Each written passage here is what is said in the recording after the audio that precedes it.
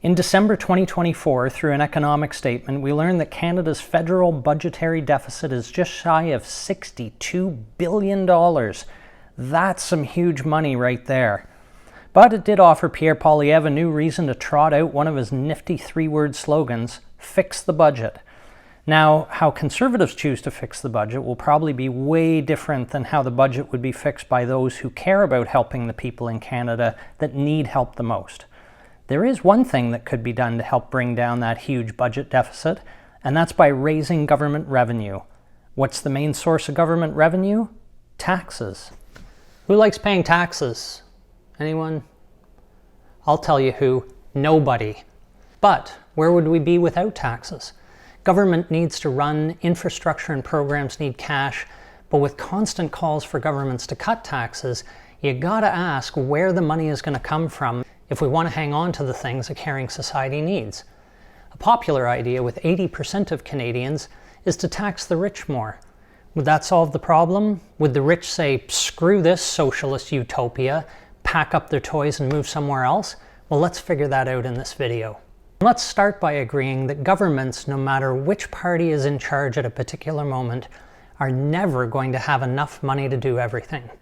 Income tax rates have been falling for a long time in Canada and the US because of many who believe that cutting taxes, especially for the wealthy, will actually lead to more government revenue from other sources than income tax. This doesn't work. Study after study has shown this. Tax cuts mainly for the wealthy in the US, brought to you by President Reagan and Bush and Trump, added a huge amount to the US debt, $10 trillion combined. The Center for American Progress says that if it wasn't for those tax cuts, US government revenue would be on track to keep pace with spending. As it stands right now, the US government stands to bring in $1.7 trillion less than it needs in 2023. Wow! The fact is, tax cuts don't cause enough growth to cover the loss in government revenue. But what if you do the opposite? What happens if you raise taxes for wealthy people? Do Canadians think that's a good idea? Sure do. An Ipsos poll in 2022 found that 80% in Canada think the rich should be taxed more. The survey defined rich as those earning more than $250,000 a year. And heading way up to the wealth stratosphere, there's the idea of a wealth tax, which in a different survey in 2020 by Abacus, found support in 79% of Canadians. In that survey, the wealth tax was defined as a 1% tax on wealth paid by people who have more than $20 million in assets. 1%. People in households in the top income bracket even supported this idea. And previous polls have also shown similar support for a wealth tax across the political spectrum. The study estimated that a 1% wealth tax would bring in $10 billion in its first year in Canada. So if a majority of Canadians think this is a reasonable idea, let's do it. What's the downside? In fact, the federal government in Canada is starting to take action.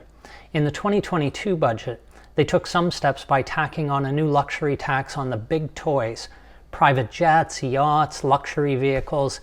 Other things they're doing include raising taxes on the wealthiest 1% and increasing the corporate income tax rate of the largest, most profitable banks and insurance companies in Canada, and introducing a one-time 15% tax on the taxable income above $1 billion of banking and life insurer groups, and this is to help pay for the COVID recovery. Moving forward, a 1.5% surtax will be added to the existing corporate income tax on all taxable income over $100 million for those companies. And even with all this, banks, insurance companies, and other large corporations in Canada still pay the lowest income tax rates in decades. These changes to raise more tax revenue are not going to bankrupt any of these businesses. Shareholders will still be doing just fine. So, all that was in 2022. In the 2023 federal budget, more changes were made. In Canada, there's something called an alternative minimum tax that I seriously doubt anyone watching this video needs to worry about. It's a thing to make sure that individuals earning higher incomes always pay a minimum amount of tax. They can't use deductions and other preferential tax treatments to reduce their income tax below the minimum. The rules for this AMT, as it's called, haven't really changed all that much since 1986, until now. With the 2023 budget, the federal government raised the AMT rate from 15% to 20.5%. That's good, but there's a long way to go. So what's a centimillionaire to do? There are economists and lots of wealthy people who warn us that making the rich pay more will result in high levels of tax flight by the wealthy. I don't know about that though, it really doesn't make logical sense. People who have ties to the places where they live and to the population that helped them to be successful aren't really going to leave in droves if they're forced to pay a higher percentage of their income in tax. Some of them may leave, sure, but I'll bet it's a pretty small percentage. In fact, there's work in the US that bears this out.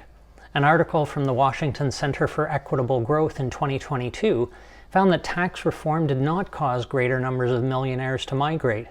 What that same article did find was that those millionaires that did leave, they were going to leave anyway, but their choice of where to move was impacted by the tax rates of their potential new destination. So basically, when they decided to move, they shopped around for the best deal, i.e.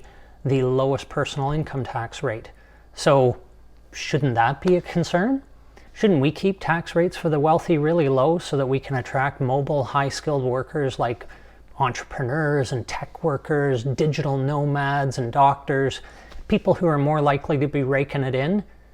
Sure, maybe, but there's a lot of factors that go into making a decision about where to move, including the availability of quality education for your kids, decent infrastructure to support your business, a workforce that isn't worried about making next month's rent, and living in an area where people actually care enough about each other to be tolerant of the cost to get all those good things. Some economists, such as those at Canada's Fraser Institute, like to say that higher taxes are a disincentive for Canadians to work, save, invest, and be entrepreneurial.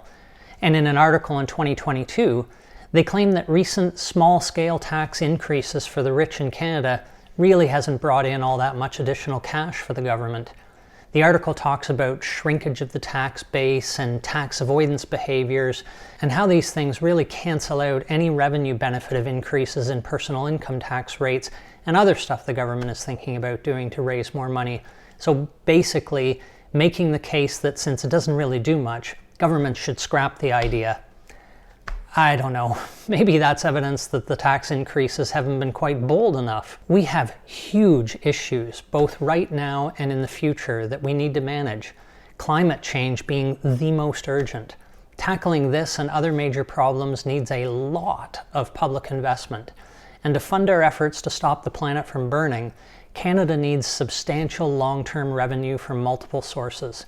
If we don't make necessary investments and generate the revenue to pay for it, there's going to be a much higher price to pay in the future, and that future is within our lifetime. Taxing the rich is one of the levers that governments have to pull, and no one is talking about completely pillaging the wealth of individuals. Significantly raising the tax rate for the wealthy will still leave them fabulously wealthy. They have the ability to pay more, and we need them to. So, the next time someone complains about how much we're paying in taxes, you can be sympathetic, you may even agree with them.